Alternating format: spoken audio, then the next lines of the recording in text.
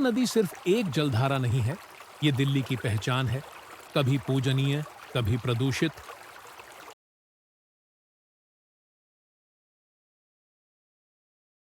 यह वही नदी है जो भारत की 3 पवित्र धाराओं में से एक है, जो मिलकर बनाती है पावन त्रिवेणी। आस्था, संस्कृति और विरासत की प्रतीक यह शांत सरिता आज दिल्ली की नालों की वास्तुकला का हिस्सा बनकर रह गई है। जिसे कभी देवत्व का रूप माना गया, आज वह प्रदूषण की वेदना में कराह रही है। लेकिन यमुना को संजीवनी देने की मुहिम शुरू हो चुकी है। दिल्ली मुख्यमंत्री ने खुद कमान संभाली, अपनी टीम के साथ यमुना में क्रूज पर निकलकर सफाई अभियान की प्रगति का जायजा लिया। 9,000 करोड़ की 45 बिंदुओं वाली योजना के तहत सीवेज ट्रीटमेंट प्लांट्स को अपग्रेड किया जा रहा है, नई सीवर लाइनों का जाल बिछाया जा रहा है और प्रदूषण पर नजर रखने के लिए रियल टाइम मॉनिटरिंग सिस्टम लगाए जा रहे हैं। इस बार छठ पूजा से पहले यमुना को फिर से पावन बनाने का संकल्प लिया गया है, ताकि लाखों श्रद्धालु बिना झिझक सूर्य देव को अर्घ्य दे सकें।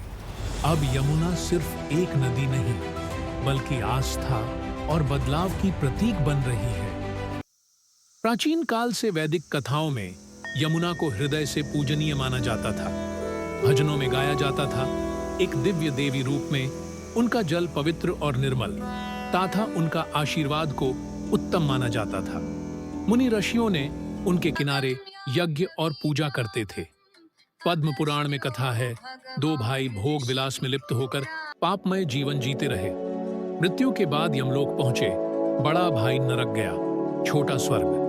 आश्चर्यचकित होकर उसने कारण पूछा। यम बोले, तुम यमुना तट के आश्रम में रहे और 2 महीने तक उसके पवित्र जल में स्नान किया। पहले महीने में पाप मिटे, दूसरे में स्वर्ग प्राप्त हुआ।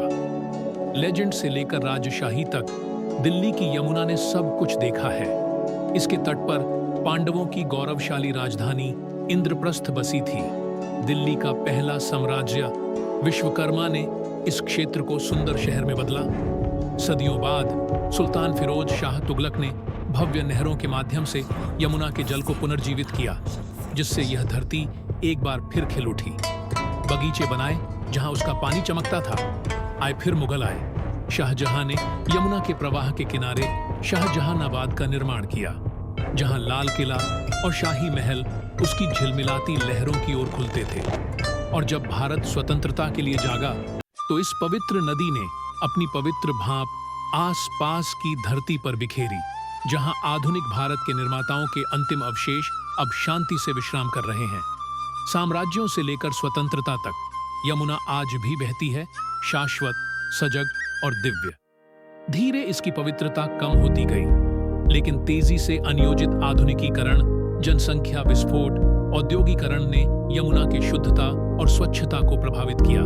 आय अतिक्रमण और गंदगी ने नदी को नुकसान पहुंचाया। लेकिन कई लोग और संगठन सफाई में जुटे हैं। सरकार भी योजनाएं चला रही है ताकि यमुना फिर से साफ हो सके। काम अभी बाकी है, लेकिन दिशा सही है। अगर हम सब साथ आएं, तो यमुना फिर से सुंदर बन सकती है। यमुना की कहानी सिर्फ इतिहास नहीं, ये आज का सच है।